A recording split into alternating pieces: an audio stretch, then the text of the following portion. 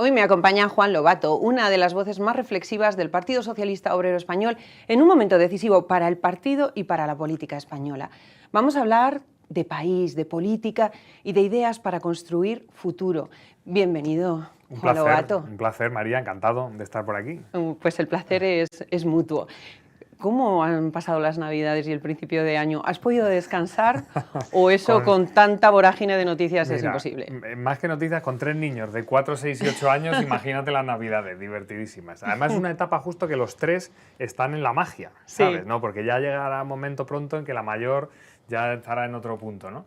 Pero esto ha sido una pasada este año y muy divertido, muy divertido. Claro, y dices, con esa vorágine de los niños, ¿y cómo se compatibiliza? Porque con la cantidad de trabajo que tienes, todo lo que está ocurriendo ahora mismo, ¿cómo se compatibiliza esa vida personal con la política? Hay una circunstancia que se produce todos los días laborables de mi vida, Sí. desde hace 8 años, y es que mi mujer entra a trabajar a las 6 de la mañana, se va a las 5:30 de casa, entonces yo todos los días despierto a los 3 niños, les visto, desayuno, mochila y les llevo al cole. Todos los días Padrazo. sin excepción.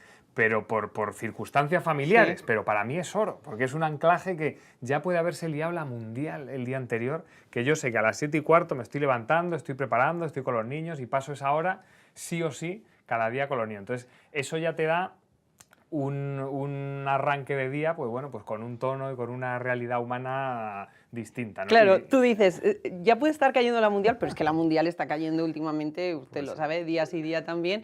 O sea, que yo te imagino ahí levantándolos y casi con el teléfono, ¿no? Viéndolo, o dejas el teléfono y dices, luego lo miro. Me despierto un poco antes que despertarles a ellos para Sí. repasar un cuarto de hora, 20 minutos, que veo un poco cómo está el tema. Si hay algo que contestar rápido y tal, lo dejo hecho.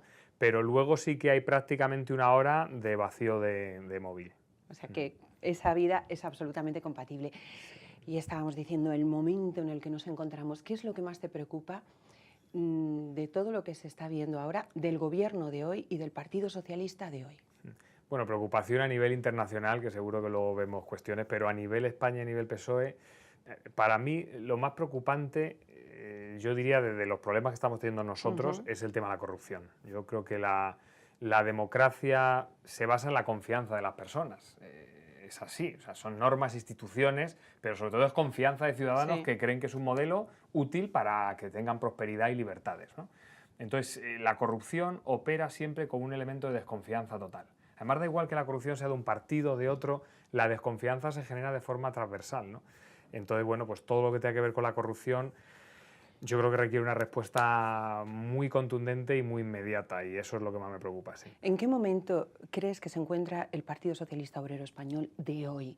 Precisamente por todo lo que está saliendo, ¿no? Entre otras cosas, esa corrupción. Sí. Bueno, es un contraste, porque por un lado el PSOE ha conseguido gobernar España durante más de 7 años en un contexto internacional y europeo complejísimo. Hay muy pocos partidos socialistas hoy en el mundo, por desgracia para los progresistas, que gobiernen, ¿no? Y en España se ha producido eso y ha habido, digamos que medidas de ciertas políticas que han funcionado bien, pensiones, salario mínimo, reforma laboral, etcétera. Pero es verdad que el contexto ya español concretamente al que hemos llegado con todo este año 2025, que ha sido bastante duro en términos de corrupción, de escándalos, de problemas también de gobernabilidad y de mayorías parlamentarias, pues nos hacen estar en un punto muy delicado, en el que cada decisión que se toma puede tener consecuencias importantes. ¿El Partido Socialista Obrero Español de hoy es socialismo? ¿Es el Partido Socialista en el que tú te sentiste identificado, con el que te sentiste identificado y en el que te involucraste? Bueno, yo diría que hoy hay 3 ejes sobre los que reflejar la posición de cada uno, ¿no? Y la posición de los partidos. El eje ideológico, esa escala famosa 0-10, puede ser más de izquierdas o más de derechas, y ahí, bueno, pues yo creo que el PSOE hace políticas o trata de hacer políticas con las mayorías que hay lo más de izquierdas posibles, aunque yo creo que el PSOE podría hacer políticas bastante más de izquierdas. Segundo, el eje de las formas, ¿no? Hay desde el populismo macarra hasta la moderación constructiva, que es en la que yo creo, ¿no? Y yo creo que el PSOE puede hacer políticas bastante más de izquierdas y más eficaces en temas como vivienda, lucha contra la pobreza, sueldos, pero debería hacer políticas bastante más moderadas en las formas. Entonces no es un tema ideológico, sino mucho más de formas en el que yo creo que hay que avanzar. Y el tercer eje es la honestidad, y ahí la lucha contra la corrupción es clave. Claro, dices la lucha contra la corrupción. ¿Hay resortes dentro del Partido Socialista para acabar con esa corrupción? Debería haberlos a nivel institucional, pero también, muy buena pregunta, internos dentro del PSOE. Yo lo he dicho públicamente muchas veces, el que haya, no solo en el PSOE, pero también en el PSOE, estructuras tan verticales en los partidos, en los que hay una cúpula de la que depende todo y que cada persona que es nombrada se ejerce, digamos, mucho respeto sobre él y cuesta muchas veces hacer autocrítica, dar opiniones diferentes. Esto es un problema para luchar contra la corrupción, porque cuando dudas de algo, cuando haces alguna pregunta de, oye, ¿esto por qué se hace así? ¿Cómo que se pagan los tickets así? ¿Por qué? ¿No? Por ejemplo, cuando hay una estructura tan vertical, el mero hecho de hacer esa pregunta puede tener consecuencias en el sentido de estás poniendo en duda. Te señalan. Exacto, ¿no? ¿Tú te has sentido señalado en alguna ocasión? Bueno, no sé si directamente así, pero sí que la actitud de preguntarte y de dudar, que es una actitud absolutamente demócrata, en estructuras tan verticales a veces no opera. Y mucha gente, en vez de dudar y preguntar, cuando duda, mira para otro lado porque es tan vertical todo que eso... O sea, que podemos decir que opera más el miedo. No sé si es miedo, es un tema cultural, atmosférico. Pero te hablo no solo de corrupción, como no es porque el presidente Pedro Sánchez haya colonizado esos resortes que podría haber, sino más por una cosa endémica de los propios individuos que tienen pues, una cierta inquietud a pronunciarse. Claro, que es casi más responsabilidad de los demás que de él. Es decir, hemos sido capaces, y me lo cuento a mí mismo, yo he estado formando parte del Comité Federal 3 años y en la vida he levantado la mano para preguntar cómo se pagaban los tickets de las comidas a quienes fueran los dirigentes del partido. ¿Por qué no? ¿Por ese posible miedo? Porque culturalmente se había entrado en una dinámica en la que ya no se opina, no se discute, eso ya no formaba parte del día a día natural del partido. Y mira que yo, como secretario general de Madrid, lo dije públicamente 100 veces, que por favor la gente crítica, que opinara públicamente, que plantearan alternativas, que dijeran qué veían que funcionaba mal, porque eso creo que no es una debilidad, creo que es una fortaleza de las organizaciones, que tenga gente dentro, que opine con libertad y diga qué cosas pueden funcionar mejor. Sin embargo, en el esquema general mental del PP, del PSOE, de la mayoría de partidos en países occidentales, esos matices, esas dudas, esas discrepancias internas se interpretan como falta de unidad, como ruptura, guerra civil en el partido. No, hombre, no. ¿Cómo va a ser una guerra civil que haya gente con la misma ideología pueda opinar diferente? Juan, ¿tú alguna vez recibiste alguna llamada que te dijo por qué has dicho esto o por qué no has apoyado esto cuando tendrías que haberlo hecho? Poco.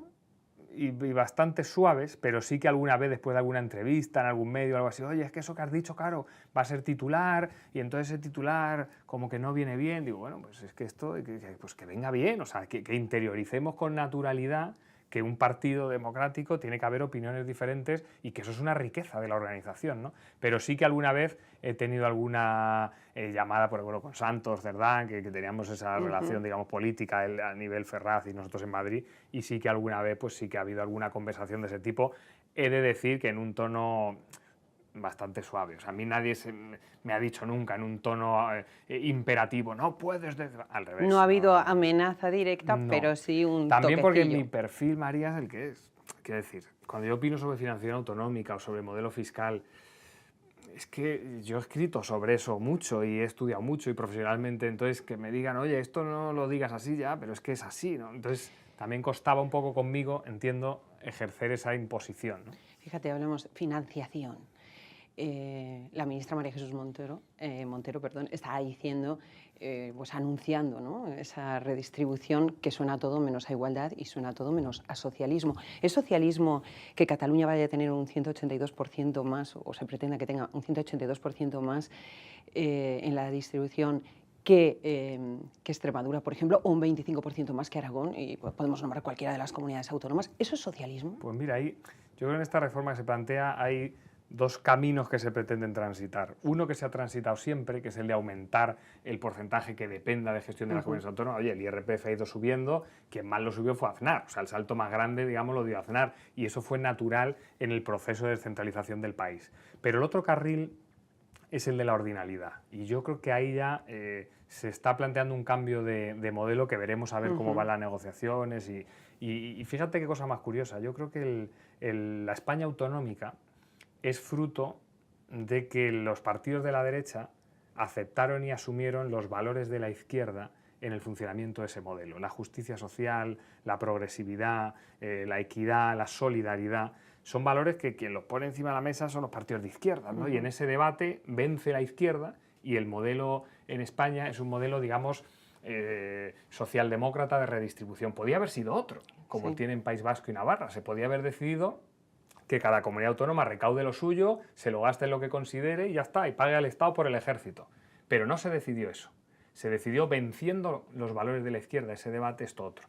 Entonces ahora lo que puede llamar la atención es si fruto de este debate, como que sea la propia izquierda la que ponga en duda esos valores de izquierda que vencieron en la decisión de ese modelo. A mí eso me extrañaría mucho, la verdad, que pasara. ¿Y tú qué opinas en concreto? ¿Tú apoyarías esto? ¿Lo apoyas? ¿Estás en contra? ¿Estás de acuerdo con Emiliano García Paje, que dice que esto es de todo menos socialismo, que esto se lo esperaría de una derecha, muy derecha, pero que nunca se lo esperaría de un partido socialista y que está absolutamente decepcionado? Porque lo cierto es que no parece esto muy justo. Profundizar en mayor cesión de porcentaje creo que es negociable. Más IRPF, más IVA, eso es negociable y hasta donde se considere que llega la competencia. Ahora, la cuestión de la ordinalidad, tal y como la ha presentado Oriol Junqueras, es la definición propia de la antisolidaridad. Es decir que el que más aporta es el que más recibe, es lo contrario a una definición socialista del modelo, es decir, es lo más antisocialista que puede haber y eso no se puede, yo creo que el PSOE no lo puede asumir porque además en su congreso el PSOE hace un año decidió no asumirlo. Juan, es que uno como ciudadano se pregunta, y se lo estarán preguntando los que nos estén viendo, ¿no? ¿Cómo puede estar decidiendo la política autonómica y la redistribución de la riqueza entre comunidades autónomas, bueno, el presidente del gobierno con un señor que no es ni presidente de comunidad autónoma ni es nada, Oriol Junqueras, ¿no?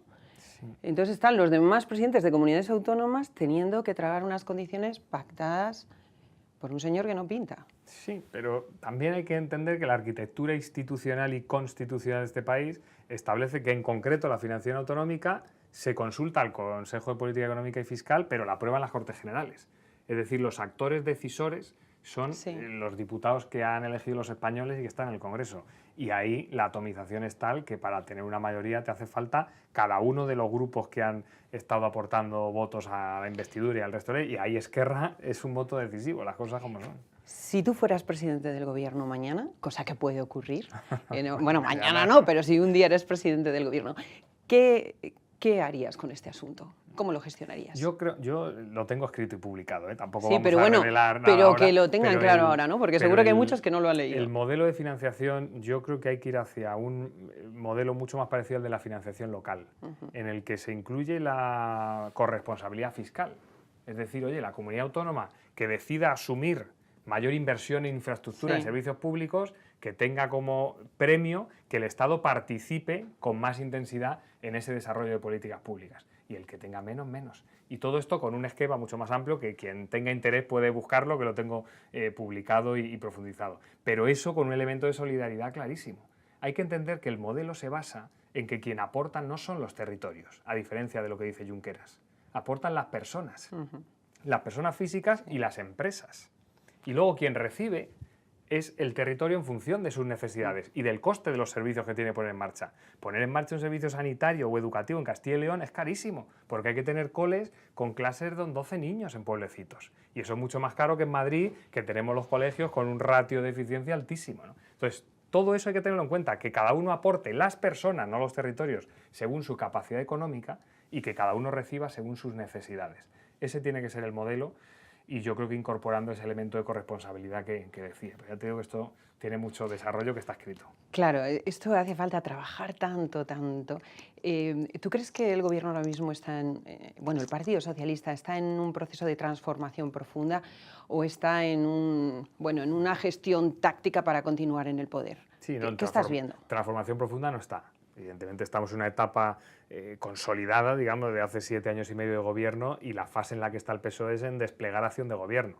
Y no hay ningún escenario abierto de renovación ni de cambio orgánico para nada. Es una fase clara de acción de gobierno, ¿no? Ya vendrán otras etapas cuando toque, ¿no? Pero ahora mismo no. O sea, pese a todo lo que está ocurriendo, no estás viendo ni oyendo por parte de otros compañeros, amigos, que te digan aquí están planteándose seriamente cambiar esto y reestructurar el Partido Socialista Obrero Español. Bueno, reflexión hay, ¿no? Y siempre la ha habido sobre las decisiones que se van tomando y uno llaman, opinan, tal.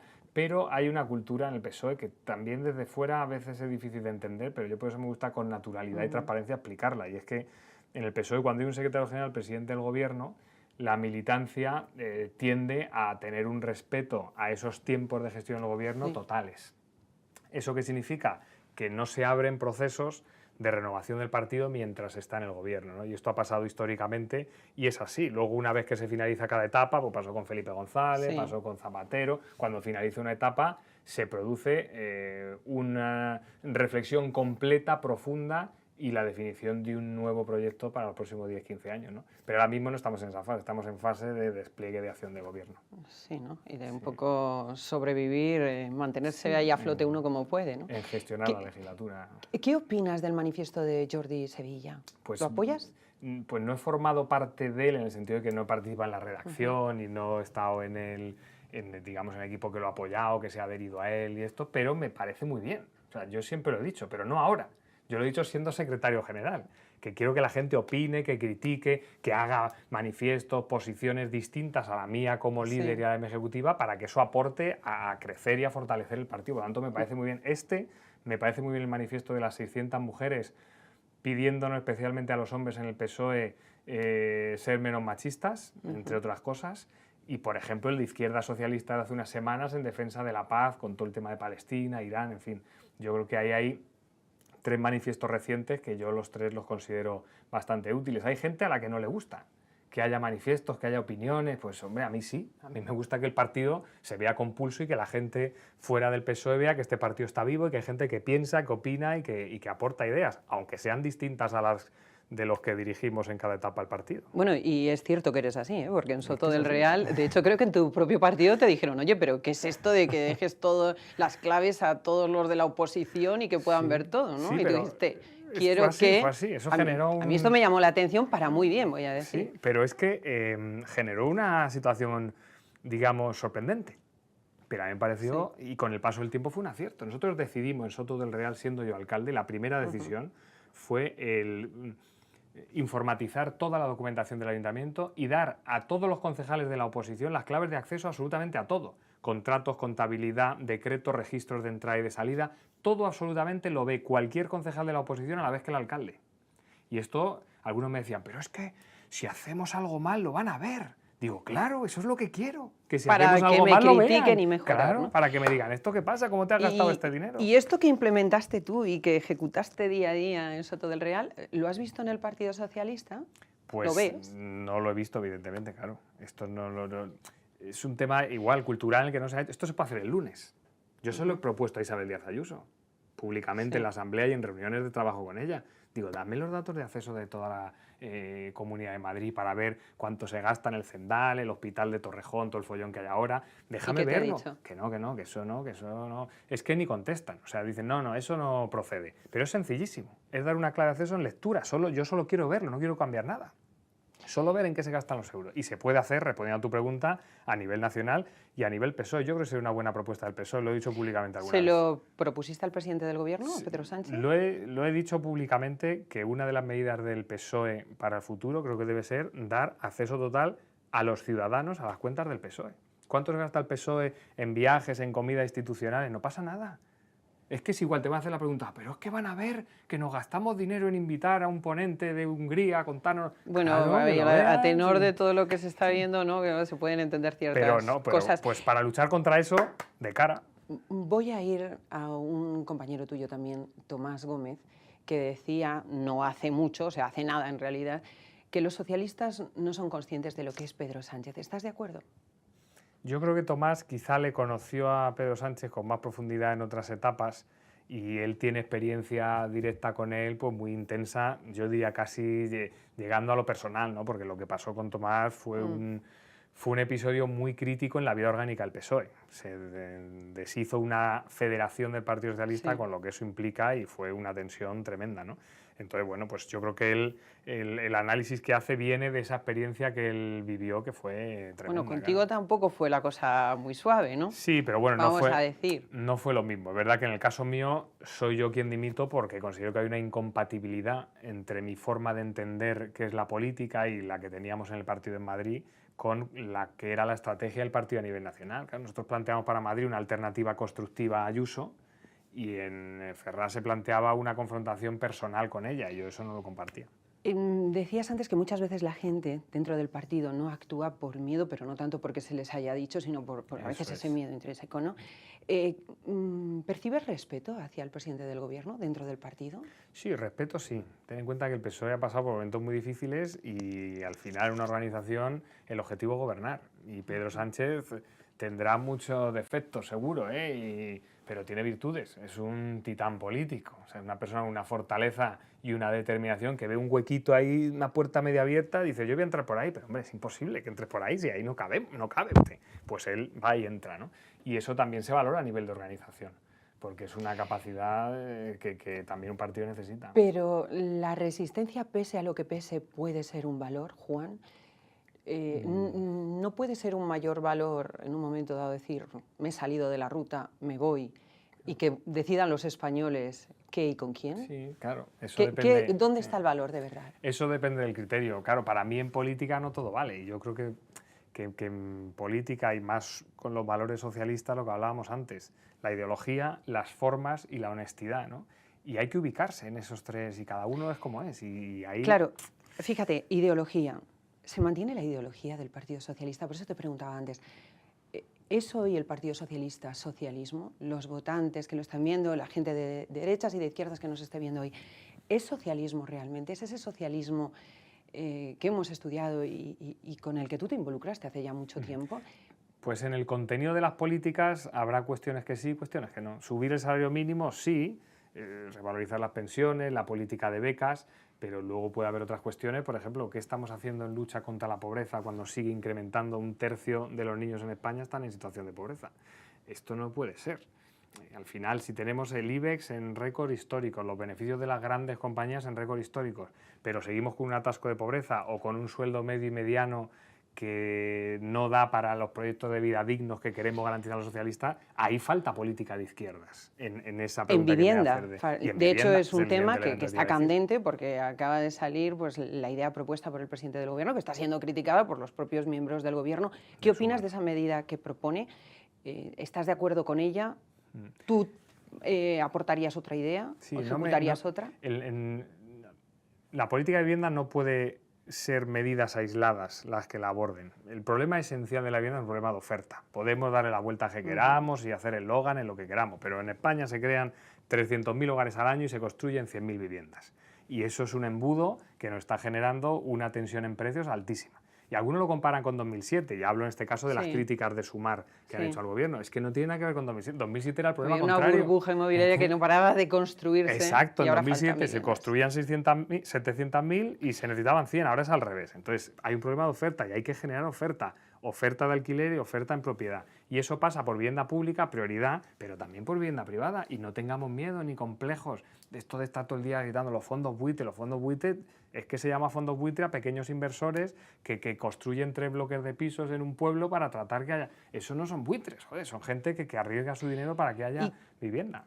¿Qué medidas adoptarías sabiendo que no es una cosa que se puede cambiar de hoy para mañana? Eso es inviable, como estamos diciendo. Ahora, también se está pidiendo que cada una de las viviendas que se construya ahora tengan 2 plazas para aparcar las bicicletas. Los constructores dicen cuidado, entonces hay que soterrar más, hay que construir otro parking, eso incrementa los precios. O sea, ¿qué propondrías? Porque me imagino que has pensado mucho sobre este tema, para empezar a dirigir hacia otro lado la situación que hay ahora mismo con la vivienda y que pueda haber una oferta de vivienda real. Sí. Nosotros elaboramos todo un conjunto de propuestas coherente, no medidas aisladas, coherente para la Comunidad de Madrid, ¿no? Y hacemos un análisis muy sencillo. Hace falta soluciones en el corto plazo y en el medio. En el medio es oferta, lo que hablábamos antes. Hace falta más vivienda pública y más vivienda privada. ambas. Y eso hay que facilitar, y la administración pública es clave para facilitarlo los ayuntamientos y las comunidades autónomas principalmente, que son las que gestionan los suelos. Pero a corto plazo algo hay que hacer. Y ahí va política fiscal, que en esa línea va la medida del gobierno, y las políticas de ayuda. Yo le decía a Ayuso, en conversaciones con ella, si llevas prometiendo 3 campañas electorales 25.000 viviendas, es que tienes claro que hay 25.000 familias que ya hoy necesitan esa vivienda. No la tienen porque no tenemos ritmo, no estamos siendo capaces en la Comunidad de Madrid de construirla. Pues desde mañana, una ayuda de 400 euros, de 300 propusimos, para reducir el alquiler a esas 25.000 familias hasta que la vivienda que tú, Ayuso, les has prometido la tengan. Ya verás cómo espabilamos en construir esa vivienda, que es la única solución de fondo real que va a haber. Tenemos que autoexigirnos como administraciones públicas, con límites concretos, dónde van a estar esas soluciones, ¿no? ¿Y agilidad en los plazos? Claro, igual. Para que los constructores la puedan oferta, empezar a construir, exacto, de verdad. Para que la oferta privada pueda desarrollarse. Y que mucho suelo pasa a ser urbano, ¿no? Urbanizable, y luego urbano, y que se pueda construir realmente. Ahí se han incluido dentro de ese cóctel de medidas la propuesta del cambio del uso de suelos industriales, oficinas a residencial, que yo creo que es inteligente y que se ha hecho también en otros niveles, y va todo por el mismo camino, que es aumento de la oferta, en una situación que estamos de embudo de oferta y demanda. Es que estamos en una situación muy complicada, y mi pregunta es, ¿qué proyecto de socialdemocracia real se puede plantear hoy con una sociedad que tiene unos salarios ruinosos? Hay que conseguir que suban los salarios, que llevamos 20 años que esto no sube, ¿no? Una fiscalidad que es insufrible, y por otro lado no hay vivienda, y la poca que hay tiene los precios disparados. Sí, el problema de fondo más estructural es la ratio sueldo respecto precio de la vivienda. Eso es lo que atasca a las familias en España. No los sueldos aisladamente ni la vivienda aisladamente. Sí, claro, sino pero eso el ratio, junto todo y digo, uniéndolo, ¿qué proyecto de socialdemocracia? O sea, ¿cuáles serían esos pilares que dices, hay que adoptar estas medidas? Con ese esquema, ¿cómo somos capaces, que es a lo que aspira la socialdemocracia, a generar condiciones para que las familias y los jóvenes puedan desarrollar proyectos de vida dignos? Que significa poder acceder a una vivienda y tener un sueldo al menos medio para poder, tener tu vida, desarrollar tu proyecto, tener una familia si así lo decides. Eso es la condición. Y eso es vivienda pública, servicios públicos que den seguridad y oportunidades, que son la sanidad y la educación principalmente, y luego un modelo económico que apueste por sectores productivos de valor añadido. Ahí está la clave. Habría que ayudar a que las empresas, por lo menos facilitar, no digo ayudarlas económicamente, pero facilitar que las empresas puedan venir aquí, que no haya tantas trabas, tanta burocracia, que tengan que pagar tanto para instalarse y generar trabajo. Sí, de las frases más duras que he escuchado, lo cuento mucho esto, es un startupero, en una reunión en Google que hicimos con un montón de startuperos, que me dijo, no volvería a montar una empresa en España. Y me quedé helado. Terrorífico. Dice, es que es imposible. Es que el sello del ayuntamiento, los 6 meses para el permiso de no sé qué de la comunidad autónoma, en el ministerio que hacer, y cada papel de eso, ¿cómo le explico yo a mis inversores alemanes, coreanos, que llevo 6 meses para que me pongan un sello en el ayuntamiento? Eso CEOs que han sido entrevistados aquí lo han dicho, ¿eh? Y CEOs de compañías grandes. Dicen, es que se creen que me he quedado con el dinero. Tenemos proyectos que generarían riqueza en España, que incluso nos podrían dar independencia energética. Bueno, uno de los últimos era Alejandro Lafarga, CEO de madrileña Red de Gas, y decía, pues el biometano, por ejemplo, pero estamos atascados porque la burocracia hace que no podamos avanzar. Sí, eso es un drama y depende de arquitectura administrativa pura. Ayuntamientos, comunidades autónomas, diputaciones, que a veces también operan con tal, y ministerio. Y eso, claro que se puede hacer, pero para responder a tu pregunta, lo que tiene que haber es un propósito. O sea, ¿cuál es el propósito de país o de región en Madrid que queremos tener? A ver, vamos más a un mundo de las regiones. Yo de esto he escrito mucho, he dado muchas conferencias de qué papel puede tener Madrid en el mundo. Vamos a ponernos al menos de acuerdo en qué sectores queremos ser bandera en el mundo. Y puede ser el energético que mencionabas, puede ser el educativo, por ejemplo, donde Madrid tiene condiciones potentes para serlo. Y una vez que pongamos esas banderas, como ha hecho Taiwán la biotecnología, la medicina, lo que ha hecho Taiwán con los microchips, lo que ha hecho Singapur con la educación, lo que ha hecho Silicon Valley con la tecnología. Es que fíjate, nosotros tenemos algunos de los científicos más brillantes a nivel mundial, ¿no? Tenemos a Juan Carlos Ispizua Belmonte, a Manuel Serrano, Carlos López Otín. Bueno, podemos seguir nombrando y nombrando. Y están fuera de España. Eso te iba a decir, los que tenemos fuera, claro. Eso, fíjate, las grandes, pequeñas y medianas empresas que yo me he hinchado a reunirme estos años con todo tipo de ellas, desde las de barrio hasta CEOs IBEX, todos me señalaban el mismo problema, el talento. O sea, como competimos ahora entre las grandes empresas en el mundo, es con talento. ¿Cómo somos capaces de atraer talento a Madrid? Con las condiciones magníficas que tenemos, porque Madrid es un cañón, un cañón. ¿Cómo permitimos que haya una vivienda accesible, servicios públicos que les dé garantía a esos jóvenes que vienen de Alemania con talento, de buenos colegios para sus hijos, etcétera? Eso es la clave. Bueno, tenemos que ser sexys para todas esas empresas, pero ¿se puede ser sexy cuando la ministra de Trabajo está diciendo que lo que se tiene que hacer es ponerles una tasa impositiva altísima y que vengan aquí? Entonces no van a querer venir. Esto es mi pensamiento. ¿Qué harías tú realmente, Juan Lobato, si estuvieses mañana en el gobierno? ¿Qué tasa impositiva le pondrías a esas empresas? ¿Qué condiciones para que vengan aquí y generen prosperidad? Para ser justo, te tengo que decir que muchas de estas empresas grandes, potentes, y especialmente la de los sectores de valor añadido, tecnológicas, innovación, etcétera, me han dicho más de una la frase de dejaos de rollos de 2% de impuestos a sociedades. Lo que queremos es talento, condiciones para que venga el talento. Y eso es vivienda, eso es seguridad, esos son servicios públicos, eso es lo que necesitamos. Que se vea a Madrid como un referente en biotecnología. Entonces, el ingeniero que esté estudiando en Indonesia y quiera ser un crack en biotecnología porque sea el número 1 de su promoción, va a querer venir a Madrid. Eso es lo que tenemos que hacer. ¿Y eso lo puede hacer el sector público? Claro, impulsando esos sectores tractores, con ayuda, con fiscalidad más acorde para esos sectores que hemos decidido por consenso que van a formar parte de nuestro propósito de región. Y eso es lo que va a traer. Claro, si uno llega y dice, espera, me van a fichar en España, pero la mitad de lo que trabajo, o sea, del 1 de enero al 18 de agosto, trabajamos para pagar impuestos. ¿Es eso socialismo? O para pagar la vivienda. ¿Es eso sostenible? Juan. Hombre, impuestos hay que pagar, porque esos sí, servicios públicos... pero que del 1 de enero al 18 de agosto trabajemos para pagar impuestos, ¿qué es eso? Sí. Es que el esquema impositivo hay que afinarlo muy bien. Nosotros hicimos una propuesta muy clara para Madrid en materia fiscal que consistía básicamente en gravar el patrimonio especulativo, pero no el productivo. Es decir, impuesto de patrimonio, impuesto de sucesiones y donaciones, que es el principal impuesto que tienen las comunidades autónomas. No vamos a cobrar ni un duro al patrimonio que se ponga a funcionar. Usted tiene 3 empresas funcionando, generando empleo, aportando riqueza y actividad económica, usted no tiene que pagar impuesto de patrimonio.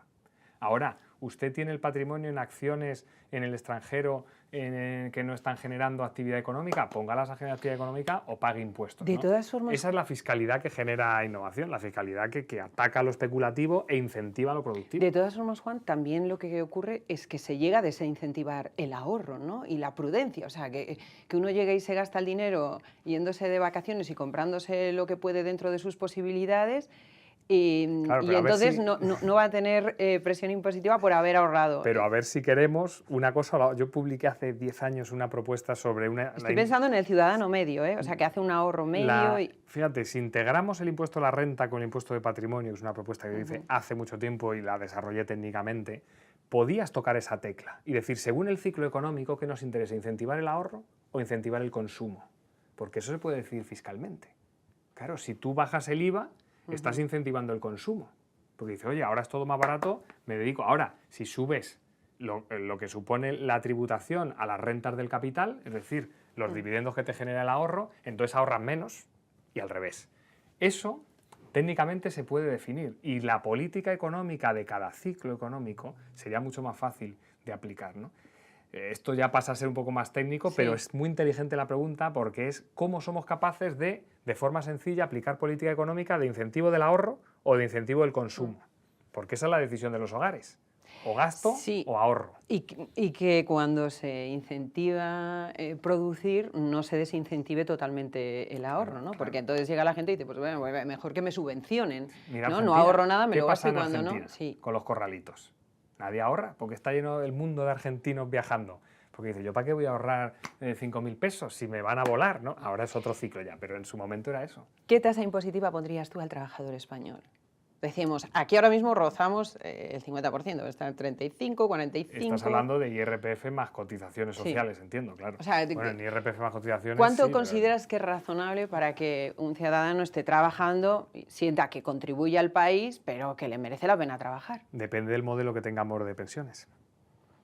Claro, si vamos a un modelo de pensiones de reparto como el que tenemos hoy, o vamos evolucionando hacia un modelo de pensiones de capitalización o mixto, que esto también lo he publicado sobre esto. ¿Y con el modelo de pensiones que tenemos hoy, qué claro, porcentaje? Con el modelo de pensiones que tenemos hoy, en el que vamos a ir a un aumento de la población jubilada y por lo tanto receptora de pensiones, no podemos bajar las cotizaciones. ¿O queremos bajar las pensiones? Si queremos que dentro de 10 años los pensionistas, en vez de cobrar un 80% del sueldo, que es lo que están cobrando ahora, o sea, un señor o señora se jubila y pasa a jubilar a cobrar un 80%. Si queremos que sea un 60%, podemos bajar las cotizaciones. Pero si queremos mantener un 80%, o hacemos una reforma profunda ya del modelo, incorporando capitalización, es decir, que parte de lo que yo aporto sea para mi propia pensión, o lo vamos a tener muy complicado. ¿Y no se puede generar más riqueza dejando más libertad económica a las empresas y a los trabajadores y que muevan el dinero y que entonces se genere prosperidad? Por eso la propuesta fiscal que yo planteo es gravar el patrimonio especulativo, pero no el productivo. El productivo sin pagar un euro de impuesto de patrimonio, ni de sociedades, ni de sucesiones y donaciones. Ahora el especulativo sí. Lo que no me vale es que en ese incentivo del ahorro del que hablabas, quien lo ahorra sea para tenerlo ahí paradito, para que vaya creciendo, si crece, y ya venderlo cuando quiera. No, hombre, no. Póngalo usted al servicio de generación de empleo, actividad económica, como dice María Zabay. Esa es la propuesta que debe ir, ese camino, generar patrimonio productivo y grabar el especulativo. Bueno, vamos con otro de los temas que preocupan mucho a los españoles, la inmigración ilegal. ¿Te preocupa? Hombre, es un fenómeno que yo creo que nos tiene que preocupar a todos, y esto se está viendo en todos los países del mundo, y como fenómeno hay que gestionarlo. ¿Qué medidas implementarías tú? Pues mira, hay un desequilibrio muy grande en Europa en general entre la población que sería necesariamente asumible extranjera para participar en los procesos productivos y la que está accediendo a nuestros países sin participar en esos procesos productivos. Lo que no puede ser es que tengamos en Europa millones de personas sin haber tramitado permisos legales y sin participar legalmente en los procesos productivos para los que hace falta muchísima más gente, sean españoles o extranjeros. Y que no sabemos su historial. Claro, no, ni idea. Ni si han sido delincuentes o ángeles de la caridad. Entonces, ¿cómo somos mucho más eficaces en organizar desde el origen la migración que sería deseable, bienvenida y útil para España, ¿no? Y ahí nos falta muchísimo recorrido. ¿Deportarías a los ilegales? Si es que más que deportar, lo que hay que hacer es esa transición hasta ir al modelo en el que se genere en el origen la gestión de la llegada de inmigrantes. Esa transición hay que hacerla, claro, con la gente que ya está aquí. La gente que ya está aquí, pues... O sea, los que están no los deportarías, no los sacarías de España, los dejarías ya. Es que deportar, ¿qué significa? Ir a buscar por los sótanos de los pisos de París a ver quién hay ahí, para ver cómo le sacamos y devolvemos. ¿A dónde? Porque no sabemos ni dónde han venido. Es una política que desde el populismo está fácil de decir, pero muy difícil de ejecutar y tiene poco sentido. Y luego las consecuencias sociales que tiene de gente muchas veces integrada ya en la sociedad española, a la que echas con qué argumentos sociales. Es que no tiene sentido. ¿Y qué opinas de las fronteras, de los puertos, de que no haya Guardia Civil? No, hombre, Guardia Civil. Bueno, sí, que cada vez haya menos y que digan que no tienen todo lo que necesitan para poder defenderse. Hombre, yo creo que en medios a nivel de seguridad hay que poner todos los del mundo, y siempre son pocos, y creo que va a ser uno de los grandes retos, va a ser la seguridad en el futuro, no tengo duda. Yo siempre hablo de seguridad y oportunidades, y de eso tiene que ir un gobierno, de generar condiciones de seguridad, que la gente viva tranquila, que pueda invertir, que pueda vivir, que forme una familia con la tranquilidad de que va a disfrutar de la vida. Y dos, oportunidades, que tengas el nivel de renta que tengas oportunidades para salir para adelante. Y seguridad implica esto, tener inversión fuerte en esto que dices. ¿Cómo se construye un proyecto también socialdemócrata en el que se escuchen las críticas, que decías antes, me gusta escuchar las críticas, pero sin dar pie tampoco a la división? O sea, ¿cómo se juega con eso, en ese equilibrio, ¿no? Eso tiene un nombre que es liderazgo. Y liderazgo significa tener la capacidad de escuchar, de interpretar todo lo que te están planteando, de darle la importancia a todo lo que tiene que tener y de tomar decisiones sabias. Y las decisiones sabias se toman cuanta más información tienes y cuanto más criterios te aportan. Ahora, si lo que te da miedo es escuchar visiones distintas porque crees que eso ataca la coherencia de tus valores, pues eso es una debilidad. Quien escucha más es quien tiene más confianza en lo que piensa. Y quien cambia de opinión es quien tiene más confianza en sus valores. Si yo pienso que esto debe hacerse así y tú me explicas que, de acuerdo con mis propios valores e ideología, es mejor hacerlo de esta otra manera, eso me da confianza en mis valores, pero se interpreta al revés. Se interpreta al revés, es increíble. Juan, ¿tú serías capaz de liderar un proyecto, aunque tuviese un peso a nivel de votos en un principio? Porque ¿Cómo? no renta tanto a nivel de votos al principio lo que digas, porque va un Claro. poco contra lo que los socialistas están pensando, aunque sea un proyecto socialista. ¿Serías capaz de liderarlo? Yo no. Sí, porque un poco te sales Primero, no hay, de lo que no está ahí hay- cuadriculado. en el mundo actual no hay forma de liderar proyectos individuales, eso no existe. O sea, esto ya son proyectos colectivos claramente, pero a nivel empresarial, vamos, lo vemos en todas partes. Esto es fruto ya de gente que tiene una misma visión, que la comparte y que tiene sinergias en el trabajo y en la forma de ponerlo en marcha. Eso por un lado, o sea, todo es colectivo hoy. Y dos, el trabajo de un político no es buscar votos. El trabajo de un político tiene que ser doble. Por un lado, generar políticas públicas que vayan en sintonía con los valores que tú tienes de cómo debe funcionar la sociedad. Para mí eso es seguridad y oportunidades. Y dos, además de generar políticas públicas, ¿qué es esto? Dar seguridad y oportunidades a la gente. Dos, generar convivencia. Para mí, una de las claves de la política es que la gente viva a gusto, tranquila, que puedan discutir porque tengan visiones distintas, pero en una convivencia total. Y ahí, ¿eso te da más o menos votos? Yo creo que te da bastantes, porque creo que la gente es más normal de lo que nos creemos, más respetuosa y más educada. ¿Tú eres consciente de que te sales totalmente de lo que hoy es el Partido Socialista Obrero Español? Porque Bueno, Rodríguez muchos Zapatero empezó partidos. con la Ley de Memoria Histórica dividiendo a los españoles y el presidente del gobierno hablaba de un muro, de hecho, ¿no?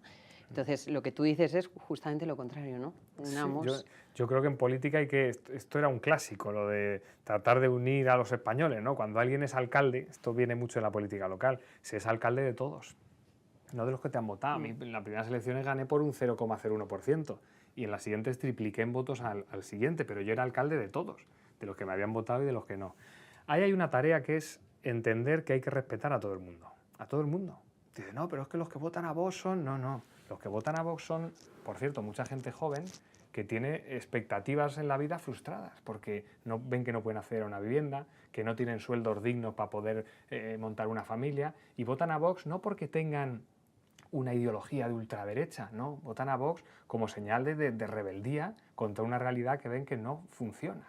Entonces hay que entender a esa gente y tratar de explicarles cómo hay soluciones para que pueda ir mejor. ¿Tú entiendes al ciudadano que decide no votar? Hombre, lo entiendo. Entiendo que cuando hay una expectativa frustrada la respuesta puede ser esa. Ahora, el trabajo mío como persona que creo que la democracia es el mejor sistema para la prosperidad, para la libertad y para la convivencia, mi trabajo es explicar que gracias a la política y a la buena política concretamente le puede ir mejor en la vida y puede tener más prosperidad. Esa es mi tarea, que es difícil. Pues ahora vamos a imaginar que tienes a uno delante que te dice yo no voto, estoy totalmente desencantado. Convéncele, convénceme.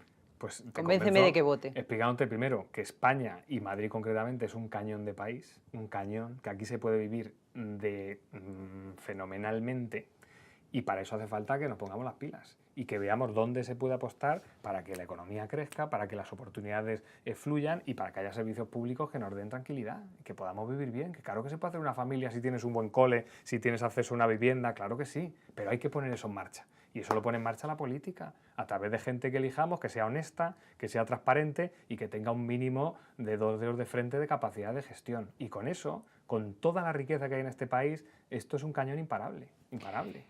¿Pondría requisitos a la hora de que uno pueda acceder a determinados puestos en política? Estoy pensando, por ejemplo, pues en la formación de Santos Cerdán, en la de Óscar Puente, en la de tantos, en la de Ábalos. Requisitos académicos no lo sé, pero sí que creo que el haber pasado por una experiencia profesional previa al ejercicio de la política es muy importante, por 2 razones. Primero, por tener un conocimiento del mundo real. O sea, tú puedes llegar a ministro y no saber cómo funciona una empresa o la administración pública. O no, macho. Primero entérate de cómo va esto y luego ya ejerce política, que es organizar todo eso. Y 2, creo que es muy importante que quien se dedica a la política tenga una profesión. Yo no soy político, yo soy técnico de Hacienda del Estado y he dedicado unos años a ser alcalde y ahora unos años a hacer política a nivel nacional. Sí, que luego nos vas a contar cómo te dio esto de la política a ti, pero bueno, no, eso queda para luego. Pero es muy importante que quien se dedica a la política tenga una carrera profesional a la que volver, para hacer política en libertad, para no depender económicamente de la política, para no tener que estar pendiente de cómo vuelvo a ser diputado. No, si es que no quiero volver a ser diputado, quiero ayudar en política. Y cuando ya no ayude, porque no toque, porque sea otra etapa, me vuelvo a mi carrera profesional, que puede ser como funcionario, como profesional de la fontanería o como lo que sea, pero tienes una carrera profesional a la que dedicarte, ¿no? Y yo creo que eso es clave para que el sistema funcione mejor. Y se ve mucho en la política local, María. Mi equipo de gobierno en Soto fue un tipo que había sido vicerrector, otro que había ganado un premio Goya por una peli, por Mortadelo y Filemón, tal. Sí. O sea, gente profesional que dedicó una etapa de su vida, en vez de a su carrera profesional, a echar una mano en su municipio. Y luego volvió a su carrera profesional. Claro, pero luego escalaste, Juan, y de repente uno tiene la sensación de que cuando alguien con formación y con valores prospera, le intentan cortar la cabeza. ¿Tú tienes un poco esa sensación de que ocurre eso en la política? ¿De que cuando uno tiene esos valores, esa integridad, cuesta mantenerse vivo? Lo que tengo la sensación es que el sistema se basa es un sistema de partidos, en el que tú, para seguir siendo diputado, no tienes que haber demostrado una capacidad de interlocución con el sector en el que estás trabajando como diputado. Imagínate que sea medio ambiente. No es que tengas una gran capacidad para que te entienda el sector, para desarrollar buenas propuestas, que hayas escrito buenas memorandos sobre esos temas. No, depende de que el político de turno que manda en tu partido te vuelva a poner o no. Y a veces en ese sistema de partidos, para que te vuelva a poner o no, lo que va a ser el criterio esencial es si tú apoyas o no internamente a ese liderazgo, en vez de si tú tienes capacidad en tu área de trabajo político, ¿no? Entonces, eso desvirtúa en ocasiones la forma de configurar equipos. En vez de estar los mejores para cada área, están quienes responden mejor a la necesidad orgánica de apoyar un determinado proyecto. Y eso es verdad que distorsiona. Da la impresión de que eso es un poco lo que ocurrió, ¿no?, con los compañeros de coche, de Peugeot, digo, ¿no?, que pues Ábalos y compañía, gente más aplaudiendo. ¿Puede ser que haya regido más eso en el gobierno? Sí, eso es un problema. Eso es un problema. Yo, siendo secretario general, en todas las ejecutivas decía, no digáis nada a favor. Decir qué no estamos haciendo, qué deberíamos estar, qué tema no estamos tocando, qué hemos hecho mal, en qué nos hemos equivocado. Yo, mis intervenciones en el comité regional, que era el máximo órgano de toda la Comunidad de Madrid, con todos los representantes de todos los municipios, dedicaba la mitad de mi discurso a decir lo que habíamos hecho mal. Que me decían, pero ¿cómo dices lo que haces mal? Digo, es que si no digo lo que hago mal y no aprendo de lo que hago mal, ¿cómo vamos a hacerlo mejor el año que viene? O sea, pero son conceptos, vamos... Juan, si uno se rodea de gente que le aplaude, de ujieres, claro, pues al final nunca progresa, ¿no? Exacto. Sigues ahí en tu mismo pantano creyéndote que lo haces fenomenal. Eso es un error importante y pasa más de lo que deberían los liderazgos políticos, sí. Bueno, hablando de discrepancias, de opiniones diferentes, de cosas que pueden salir, que pueden perjudicar al partido y que uno tiene que decir lo que considere. Bueno, a mí me viene a la cabeza el expresidente Rodríguez Zapatero, que está siendo noticia estos días, pues por noticias que han salido de él, fotografías, mensajes, posibles relaciones, posibles intereses, no. Más allá de las responsabilidades jurídicas que vaya a tener o no, y explicaciones que vaya a tener que dar ahí, ¿crees, Juan, que un dirigente histórico del Partido Socialista, como lo es él, cuando en su actividad privada hace que se cierne oscuridad sobre el partido, debe dar explicaciones? Bueno, yo explicaciones en general soy muy favorable a que se den casi siempre, vamos, salvo por secretos de Estado y cosas de estas, el resto hay que dar explicaciones en política siempre. Es verdad que él no tiene un puesto ahora de responsabilidad en el que tenga que dar esas explicaciones, pero bueno, eso siempre viene. De todas formas, yo creo que Zapatero, su papel con Venezuela, o lo que yo le he escuchado en ocasiones, es lo que ha intentado, es una cosa muy difícil, que es tener una posición en la que poder ejercer influencia. Y para poder ejercer influencia, para tratar de ayudar a resolver un tema tan difícil como es, fíjate, los equilibrios que se está teniendo que hacer ahora en Venezuela, pues él ha mantenido un papel de prudencia, por ejemplo, en las denuncias del tema electoral. Bueno, yo creo que esa situación le ha llevado a poder tener una posición, sí, de hacer ese encaje, de influir, pero a costa de... Claro, pero fíjate que hay algunos que han sido liberados y familiares que dicen que Zapatero directamente no ha mediado nada, porque se lo ha dicho Pedro Sánchez, les ha dicho no, Zapatero ha dicho que mediaba, pero no. O sea, esto ha sido una gestión únicamente del Gobierno de España. Entonces, cuando ya llegan a decir eso, incluso los que han sido liberados y que supuestamente él ha mediado... Sí, pero habrá de todo. No sé en este caso de los que va viendo liberados en esta última etapa, pero sí que en el anterior es evidente el papel que él ha intentado tener para hacer esa esa mediación. Pero ya te digo que es muy arriesgado y yo creo que él pues también tomó esa decisión de tratar de ser útil en eso, sabiendo el coste que eso tenía, porque es evidente que el tratar de meterse ahí pues es muy difícil. O sea, ¿tú crees que Zapatero ha jugado un papel clave para el bien de los... No, yo lo que le... de acabar contra la situación que hay en Venezuela? Yo de lo que le he escuchado a él, no ahora, en otras etapas anteriores de episodios que ha habido en los que se ha intentado liberar especialmente a españoles detenidos, era ese, que él trataba de salvaguardar su posición, no criticar a un régimen con el que él iba a intentar mediar para ayudar a españoles detenidos, ¿no? Y claro, el no criticar a ese régimen cuando está haciendo cosas que son contrarias a la democracia, pues claro que tiene un coste para él, pero él lo asume. ¿Cómo se justifica que Pedro Sánchez no felicite por el Nobel a María Corina Machado? Pues hombre, cada uno es libre de hacer una cosa u otra. Yo la verdad que valoro mucho tanto a María Corina como a Edmundo. Yo invité a Edmundo a la Asamblea de Madrid y vino, y para mí fue un honor recibir y tener una reunión los dos durante un par de horas en la que me explicó todo cómo había sido el proceso, el punto en el que estaban, y a mí recibirle con honores, digamos, en la institución de la Asamblea de Madrid, también como muestra de apoyo a su figura en ese momento en el que le hacía falta esos gestos, pues yo me siento muy orgulloso de haber hecho eso en ese momento. También tuvo su coste porque era un momento de mucha tensión en el que yo creo que era muy bueno que nosotros como institución le apoyáramos y estoy muy contento de haberlo hecho. Oye, ¿qué opinas de la detención de Maduro? ¿Estás contento por ella? Hombre, contento no, porque me parece que sienta un precedente en materia de gestión geopolítica muy complejo porque el no tener instituciones en las que pueda haber contrapesos para la toma de decisiones de acciones de ese tipo, creo que hace que el árbitro esté fuera de control. Y si decidimos que sea alguien árbitro, al menos tendremos que decidirlo. Y si decimos que alguien sea árbitro, tendrá que haber alguien que se encargue de controlar ese árbitro. Y en este caso eso no está operando así, ¿no? ¿Para qué está la ONU? ¿Para qué está la OTAN? No sé, yo creo que esa falta de multilateralidad es un problema, aunque tenga eficacia en la ejecución, que la ha tenido. Sí, porque las consecuencias son que el pueblo venezolano está saltando de alegría, ¿no?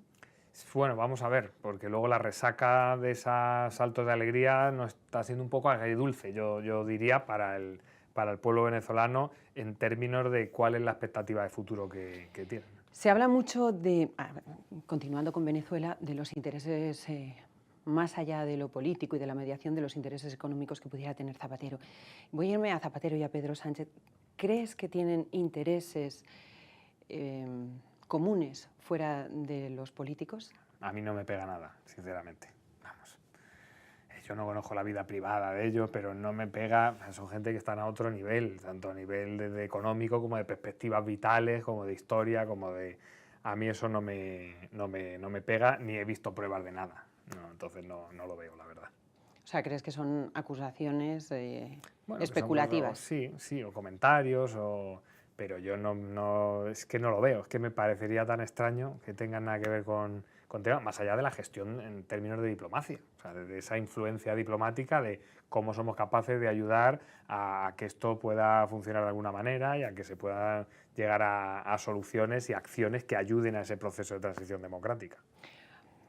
Oye, ¿las televisiones públicas, Juan, son públicas o del partido que manda?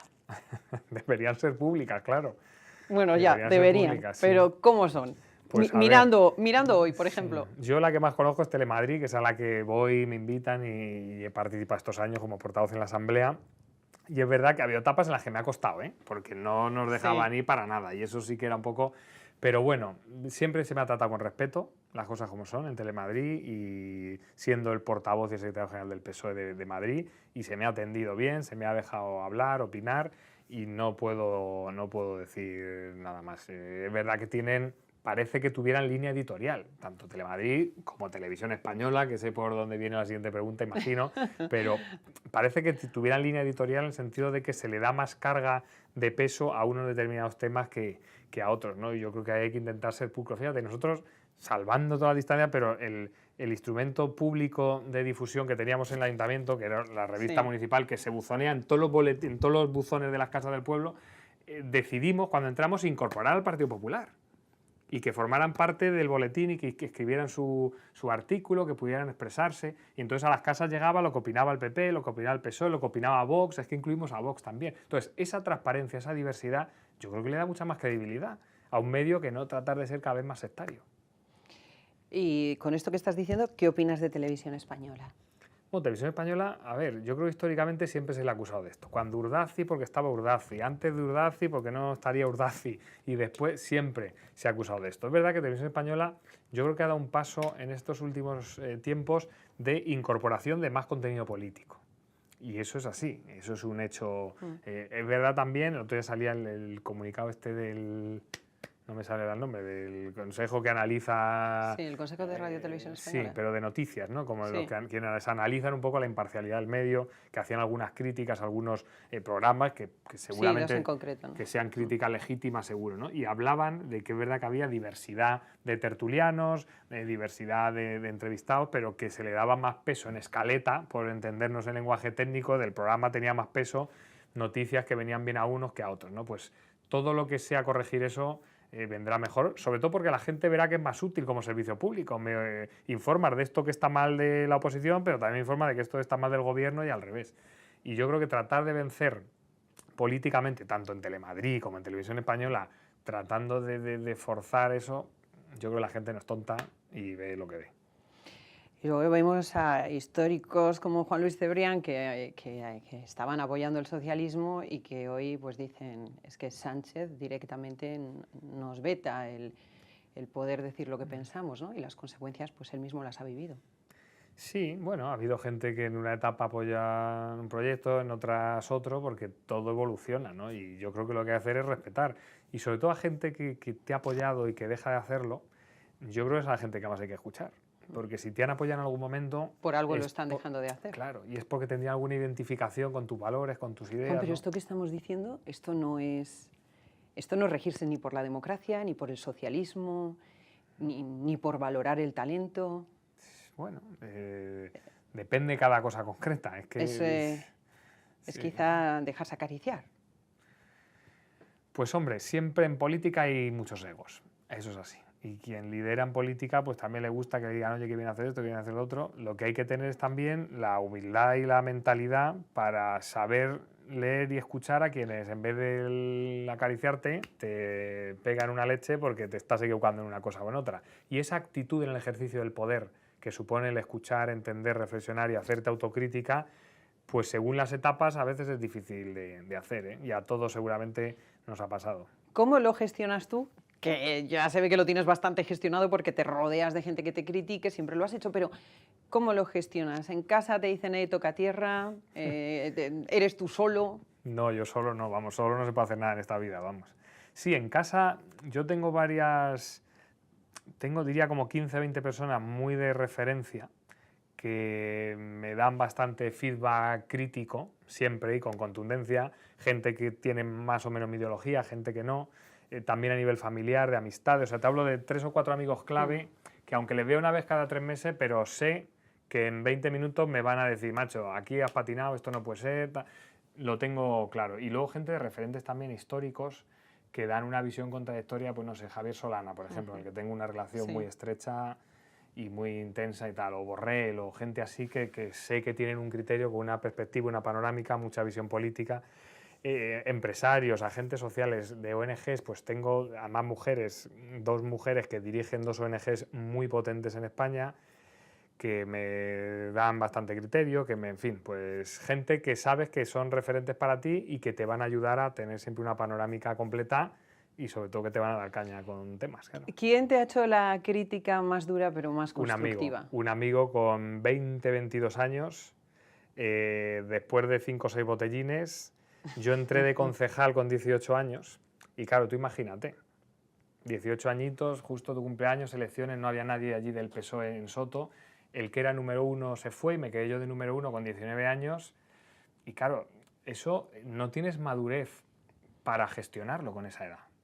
Y de repente eres como, joder, que estás ahí, que tal, no sé qué, los plenos con el alcalde, tal, con el alcalde que era del PP, por supuesto, pero como que de repente... ¿Te empezó a crecer el ego? Claro, totalmente. No, que me volví un estúpido. O sea, las cosas como son. Y este amigo, que es uno de esos que te decía, que son referentes que cada X tiempo me lo dijo un día, cristalino. Cristalino. Y se acabó. O sea, fue un aprendizaje, mis padres también, o sea, fue un proceso junto con mis padres, pero el momento impacto fue con él. Además en un sitio en Soto, es que lo recuerdo cristalino. Vamos, que estabas tú todo crecido y de repente te bajaste como la espuma de la cerveza, sí, ¿no? Sí, más o menos así. Y me ayudó muchísimo. Y además no se me olvida. O sea, es que está ahí porque es un aprendizaje. O sea, es como aprenderte la tabla del 8, que es muy difícil, ¿sabes? Pues cuando te aprendes la tabla del 8, eso no se te puede olvidar nunca, ¿no? Y esa es la sensación que tengo con ese momento. Con 18 añitos entraste en política. ¿Y tú estudiaste ya sabiendo que terminarías en política o estudiaste pensando me voy a dedicar o a la empresa privada o a la pública, pero voy a tener mi trabajo y dejo la política? No. De hecho, no estudié política, ¿no? Estudié Derecho y Administración y Dirección de Empresas. O sea, mi orientación profesional es hacia el sector privado y será sector privado en algún momento cuando toque. Yo me tomo la vida por etapas. ¿Dejarás la política? Sí, seguro. O sea, habrá otras etapas. No es que deje la política. Es que son etapas diferentes. Tuve una etapa en el ayuntamiento como alcalde, tuve una etapa como técnico de Hacienda del Estado que me encantó y lo disfruté mucho y aprendí muchísimo. Y lo hice también a nivel casi curricular, experiencia, pero no para dedicarme toda la vida a ser técnico de Hacienda del Estado, pero haber conocido desde dentro cómo funciona el Estado en una parte tan importante como es la Hacienda Pública, y luego haré parte privada seguro. Y ojalá en algún momento una etapa en el extranjero también, profesional. O sea, que es como etapa. Entonces, ahora estoy en política, creo que hay una responsabilidad ahora que asumir en un momento muy difícil y que me toca asumirla y la asumo, encantado, pero luego entre 10 años o cuando sea, habrá otras. ¿Te ves liderando el Partido Socialista Obrero Español, presentándote a las elecciones generales como candidato? Me veo en futuras etapas ayudando a tratar de ver cuál debe ser el papel, cómo el PSOE debe ser. Tú eres consciente de que hay mucha gente a la que le ilusiona esa idea. Sí, yo me siento muy orgulloso y además del cariño de tanta gente y me escriben por redes sociales, hasta cartas manuscritas al Senado que me mandan, María, que es una pasada, que es de gente mayor, que en vez de mandarte un correo... Qué bonito, ¿no? Ya que se escribe tan poco a mano. Pues es una pasada, cuando llegas ahí ves ahí 2 o 3 cartas en la mesa y tal, y yo eso lo asumo y además que creo que es una responsabilidad que tengo como humildemente referente para cierto sector de la izquierda en España, como dentro del PSOE, como le queramos decir, ¿no?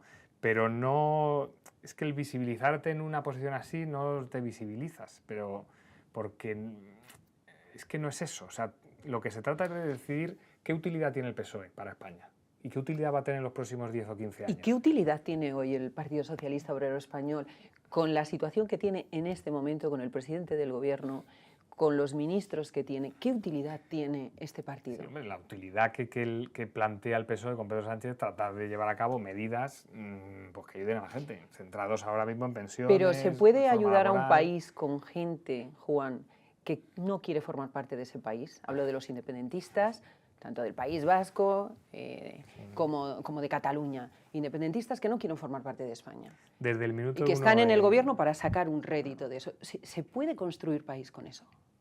Pues eso hay que... El momento de inicio de legislatura, yo lo dije cuando esta arrancó, y lo dije en un comité federal muy claro, ¿somos capaces con esta atomización parlamentaria de definir un modelo de país coherente y sobre eso, con esa mayoría de investidura, construir con ese modelo coherente de país?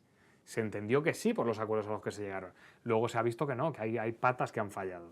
Yo creo que con Junts, sinceramente, en futuras etapas del PSOE hay que descartarlo completamente como socio de investidura. Por 2 razones. Una, por la inestabilidad que genera, y 2, por razones ideológicas, porque es que es contraria la ideología a la del PSOE. ¿Tú no pactarías con ellos? Yo en una futura etapa del PSOE, ¿no? En esta se ha intentado, se ha hecho un esfuerzo. Yo creo que a Bildu le queda un recorrido democrático importante. Importante. Creo que en términos de asunción de responsabilidades sociopolíticas, en petición de disculpas públicas, en colaboración con la justicia, yo creo que ahí queda un recorrido.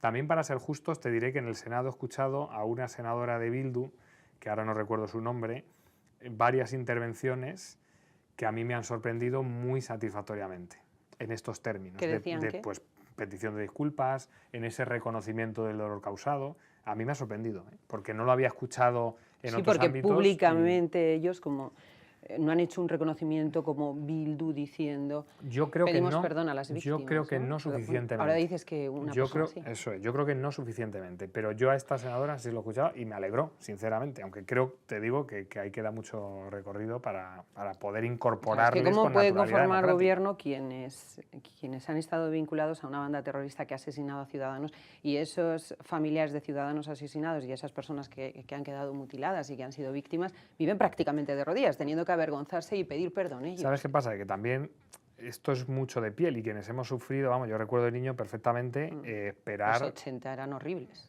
A mi padre, que estaba también en política, en otro papel, fue concejal con Tierno Galván, yo recuerdo de niño esperar a que el coche arrancara y se fuera por la calle pues prácticamente todos los días. O sea, de oír a mi padre despertarse a las 7 de la mañana, a mí no me tocaba despertarme, el cole era a las 9, pero de estar esperando, ya se va papá, ya se va, arranca el coche, ya se ha ido... Por una cosa absurda, porque estadísticamente era ridículo que nos pasara nada a mi familia. Pero claro, tú veías en la tele atentados todos los días. Es que era constante. Entonces, eso también tienen que entender que nos cueste y que ese proceso para nosotros hay que hacerlo bien y necesitamos, fíjate lo que voy a decir, su ayuda en términos de que digan las cosas claras. Y nos lo digan como esta mujer sí hizo, pero que yo a otros no se lo he escuchado. O sea, tú no pactarías con Bildu salvo que cambien mucho las circunstancias, no pactarías con Junts. Sí, no te voy a decir que es que no pactara con Bildu, te digo que le falta recorrido para incorporarse a la democracia. Sí, digo hoy, tal cual, hasta que no hubiera ese recorrido. Yo creo que le falta eso, claro. Sí, pero bueno, también te digo, la atomización parlamentaria que hay es la que es.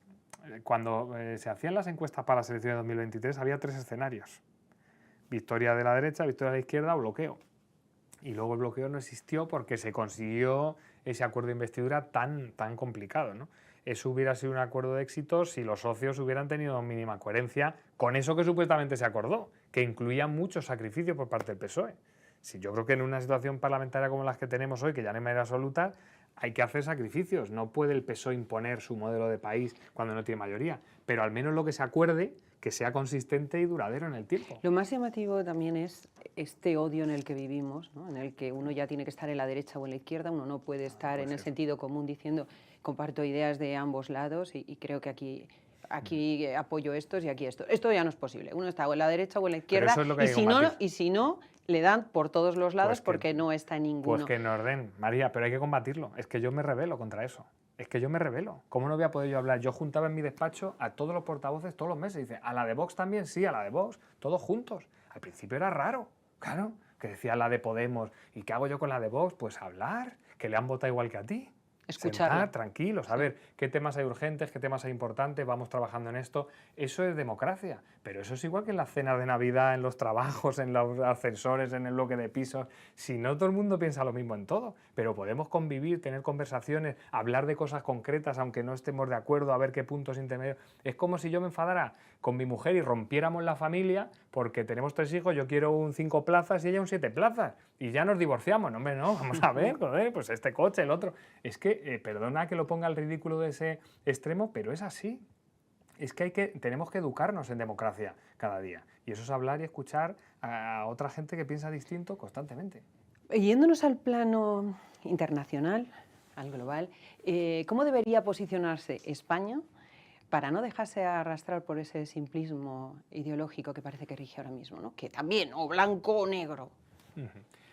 No dejas arrastrar por los populismos, por los buenismos. Ahí hay 2 grandes debates a nivel global. Uno es la reestructuración de todo el orden geopolítico económico, es decir, qué papel vamos a tener cada uno en esto que está cambiando tan rápido, con ese esquema China-Estados Unidos, el papel de Rusia, etcétera, bueno, los BRICS. ¿Qué papel queremos tener? ¿Como España podemos tener algún papel? Podemos, sí, importante. Somos la puerta de Europa con África, de Europa con América Latina, pero sobre todo deberíamos tener un papel como Europa, ¿no?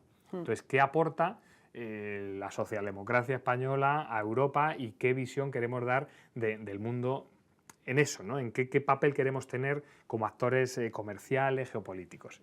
Y luego está el tema de los conflictos, la gestión de los conflictos, que me parece esencial. Y yo que te digo con Javier Solana, que compartió mucho, y él siempre habla de empezar a hablar de la paz como bien público global. Igual que la universidad o la sanidad son bienes públicos nacionales que hay que proteger, la paz es un bien público global. Y la paz se protege con 3 elementos: diplomacia, que por desgracia cada vez tiene menos peso. 2, relaciones comerciales. Si tú tienes una relación comercial con otro, no te vas a enfrentar a él, joder, porque la relación comercial te hace avanzar y tal. Y 3, disuasión. Nos guste más o nos guste menos. La disuasión es un elemento de garantía de la paz como bien público global. Y la disuasión se basa en tener los medios para responder y la determinación de responder. Y estos son los 3 elementos: diplomacia, comercio y disuasión. Vale. Si quieres hablamos de eslóganes, Creo, pero yo creo que claro, esto es la realidad. creo que esto que dices tiene mucho sentido, pero ¿tú crees que tenemos estos 3 pilares ahora mismo? Yo creo que Europa debe aspirar a plantearse esto. En España y Europa, Sí. o sea, porque pintamos nada en el tablero internacional. Bueno, tampoco diría nada, seguimos siendo... El peso que seguimos teniendo, por desgracia, Sí. es que somos Mira, los máximos consumidores. Seguimos siendo un 14% del consumo mundial y eso nos da un tal. También tenemos un peso histórico importante. China nos ve bien porque somos milenarios como continente igual que ellos y ahí hay una cierta relación que se puede trabajar. Estados Unidos tenemos el atlantismo. O sea, en realidad la posición de origen es trabajable. O sea, el papel de Europa puede ser muy interesante. Pero bueno, tiene pero que lo tener cierto claro... es que en negociaciones clave ahora mismo, como la de Ucrania, Sí. bueno, que ni Ucrania está, ¿no? Está Estados Unidos negociando con Rusia. Rusia, Nosotros sí. ni pintamos, Es ni así. Europa ni por supuesto España. Es así. Con Israel, pues Gaza, 3/4 de lo mismo. O sea, nosotros pintamos poco. Sí. Venezuela estamos viéndolo pasar un poco también, ¿no? Aplaudiendo. Sí. Bueno, es que el presidente del gobierno no ha apoyado mucho a los que han sido liberados, ¿no? Bueno, el presidente del gobierno ha tenido, hay varias posiciones, yo creo que la carta con los países latinoamericanos, también en Europa se ha impulsado y ha habido bastantes países que han entrado ahí, pero yo creo que la fuerza la tenemos en Europa, o sea, el ser capaces, y ahí qué puede hacer España para que haya esa posición fuerte en Europa, ¿no? ¿Qué problema tiene Europa? Hombre, pues que hay elecciones cada 3 meses en cada país y entonces conseguir que todos los países estén coordinaditos y unidos es difícil. ¿Tú abogarías por grandes proyectos de Estado? Sí, hombre. Grandes tratos y decir, esto que no se mueva, Totalmente. gobierne PP, Vox, PSOE, Sí. Podemos, sea quien Sí, esté en el en poder. temas vitales, sí. Por ejemplo, política exterior que estamos hablando, por ejemplo, vivienda. Yo creo que vivienda es un tema en el que puede haber una coincidencia con el Partido Popular y con otros partidos importantes en España fácilmente. Lo ha dicho incluso la ministra alguna vez, ¿eh? No sé si recientemente, pero alguna vez se lo escuchaba a la ministra de llegar a grandes pactos. Joder, la ley de vivienda es que estuvo a punto y eso era clave, vamos. Entonces sí, en esos 2 temas seguro. Educación, pues fíjate, siempre se habla que educación, ojalá, lo veo más difícil. Pero vivienda, política exterior, yo creo que sería esencial. ¿Qué liderazgo necesita hoy España? Bueno, hoy tenemos el liderazgo que tenemos, de Pedro Sánchez, que, fíjate, esa determinación de la que hablábamos antes, pues también es un valor hoy en el mundo tal y como está. O sea que por ahí aporta un elemento diferencial importante. Ahora, en el futuro, cuando toque, yo creo que tiene que ser un liderazgo que mire mucho a Europa, que tenga capacidad de, como en los 80, en los 90, fuertes liderazgos europeos que le revitalicen ese papel que puede tener Europa con unas potencialidades y una base muy buena, pero que no se está jugando. Y luego un liderazgo, claro, yo te hablo de lo que yo considero que es útil, que es un liderazgo con sensibilidad y con capacidad de escuchar y sobre todo de defender la democracia. Y la democracia hoy, el mayor riesgo que tiene es el populismo y la polarización. Entonces, no se puede pretender ganar al populismo con más populismo, ni a la polarización con más polarización. Al contrario, hay que combatirla con transparencia, con diálogo, con escucha activa, con reconocimiento de errores. Ese es el camino que hay que tener y lo que da fortaleza, en mi juicio, a un liderazgo. Claro, todo lo que estábamos diciendo al principio, ¿no? Que ha hecho que incluso a ti pues, tengas algunas consecuencias por eso, ¿no? Decías que la determinación del presidente del gobierno pues, tiene un papel que está siendo clave. ¿Tú crees que esa determinación nos está jugando a favor o en contra en España, de cara en el plano internacional? Hombre, yo creo que se han conseguido cosas importantes, ¿eh? Por ejemplo, la gestión del que se hizo del COVID, de toda la crisis del COVID, estuvo muy impulsada por España, también otros países que participaron, pero España lideró mucho, que fue una respuesta keynesiana frente a una respuesta como la que hubo a la crisis financiera. También la gestión de la respuesta a la guerra de Ucrania con todo el tema energético Yo creo que España ahí tuvo una influencia importante y se consiguió una posición clave de la gestión de los fondos europeos, y yo creo que por ahí está bien. Creo que tenemos que ser mucho más ambiciosos en plano internacional con África. España es un país africano, y esto lo digo alguna vez y la gente dice, ¿cómo que un país africano? Claro, las Islas Canarias son África. Esto me lo dijo un general hace muchos años y se me quedó ahí. España tiene que jugar su papel como país africano. Ya se intentó en algún momento entrar en la Organización de Estados Africanos y no sería nada descabellado el volver a tener ahí más influencia como país africano que somos. Decía Omar Gallo aquí que le preocupaba mucho el exministro Ceuta y Melilla. Claro, pues ahí está. Vamos a tratar de tener más peso en África para también garantizar eso. Ya para terminar y hacerte preguntas sobre ti y conocerte un poquito más, pero ¿tú entonces crees que Pedro Sánchez está bien que esté como presidente del gobierno? ¿O harías como Jordi Sevilla, que dices, es un manifiesto, o como está diciendo García Paje, no puede seguir de presidente este hombre? ¿Tú crees que debe seguir como presidente o crees que el socialismo español se merece un nuevo líder? No, yo creo que las instituciones hay que respetarlas, y alguien es presidente porque le elige el Congreso y tiene un mandato que puede finalizar por razones muy tasadas. Finalización del plazo, moción de censura y poco más. Entonces, mientras no haya ninguno de esos escenarios, institucionalidad. El presidente tiene que gestionar lo mejor que pueda una situación complejísima. Y es lo que tiene que hacer. No vamos a pedir revolución. El PSOE nunca es un partido revolucionario. Oye, y vamos a ti ahora. Imaginemos que una empresa privada te ofrece 600.000 euros por un puesto que te encanta. ¿Dejarías la política? Lo que te decía antes, yo creo que la vida son etapas. Y yo esta etapa y el compromiso que tengo en esta etapa es este, y además creo que es un momento difícil en el que hace falta voces que aporten a esa visión de consenso, a esa visión de respeto institucional, de moderación en las formas, que es compatible con más contundencia ideológica para el partido. Y esa es la tarea en la que estoy, pero haré sector privado, lo haré no sé cuándo ni en qué... O sea, que las ofertas esperen un poco, que hoy quiere gestionar la crisis que hay ahora. Oye, entre ser poderoso y ser feliz, bueno, salvo que lo de ser súper poderoso sea lo que te hace muy feliz, ¿con qué te quedarías? Feliz, sin duda, vamos.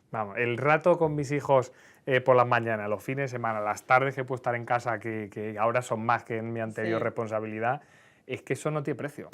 Es que es oro puro. Los amigos, los fines de semana en casa, todo lleno de niños y de gente, eso no hay nada comparable. Ya puedes debatir con Ayuso en la asamblea, que también es divertido, las cosas como son, pero no es comparable. ¿Tienes algún amigo de Vox, y discutís de Podemos, claro, y os lleváis la contraria y esas cosas? De todos, de Vox y de Podemos, de todos los partidos, claro, y con normalidad, y son amigos míos y familiares también, pero si es que la gente normal no se va gritando por la escalera de bloque de piso porque sepa que el otro vota al PP o al PSOE. Bueno, de todo hay, ¿no?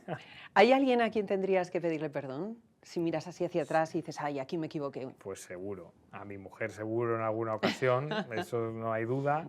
A mis hijos también, en alguna etapa que puedo tener más intensidad seguro. Y a algún amigo probablemente, sí. Todos cometemos errores y todos vivimos con contradicciones. Y el que te diga que no... ¿Y cuál es la contradicción que más te azota a ti? Pues siempre contradicciones de gestión de valores, cosas en las que crees y que a veces has actuado de forma distinta y que eso está ahí siempre y forma parte de tu madurez también, el haber hecho algo contrario a lo que eso es así. Y lo bueno es ser consciente de ello, para tratar de aclarar cuáles son tus valores de verdad, y si no son esos, pues a partir de ahí ir bien. Pero quien te diga que no, que lo ha hecho todo perfecto en la vida y que no siente contradicciones en su ser, pues yo creo que es un farsante. Ahí hay que desconfiar un poco, ¿no? Sí. Dices, a mi mujer quizá tendría que pedirle, oye, ¿cómo lleva ella esto de la política que absorbe tantas horas? Porque aunque tú te levantes para llevar a los niños al colegio porque ella se mete el madrugón de la historia, no dejas de estar muchas horas fuera precisamente por esto, y aunque estés, de repente tienes que apagar incendios. Este año ha sido mejor que los 3 anteriores, porque siendo secretario general era visitar todos los municipios de Madrid, todas las fiestas de los pueblos, eso fue bastante intenso en ¿Te agenda. acompañaba ella a las fiestas de los pueblos, a eventos? No, a fiestas de los pueblos esto no. En Soto sí, cuando era alcalde en Soto sí que participaba con normalidad y bueno. Pero también en Soto tenía que cada vecino que te cruza por la calle, mi farola, mi acera, era más intenso en el día a día. Ella no le gusta la política, pero tampoco Sí. le gusta, o sea, no, y sí que me da opinión y cuando escribe un artículo se lo paso, lo lee, me dice esto aquí no se entiende o esto otro, qué tontería dice, o sea, que sí que opina críticamente, aunque no le guste especialmente, pero sí que opina críticamente y a mí me ayuda mucho y me da mucha confianza porque también es un punto de vista desde fuera que te aterriza mucho. Sí. Juan, ¿y qué te inspira? Bueno, estabas diciendo personas que te inspiraban, pero ¿qué te inspira a ti? ¿Qué te hace llegar a un sitio en el que te relajas y te puedes poner a pensar y a construir?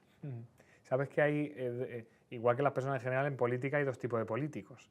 Los que sacan lo peor de ti y los que inspiran, ¿no? Es ese, Sí. y en política debía aspirarse a inspirar, es lo más difícil, ¿eh?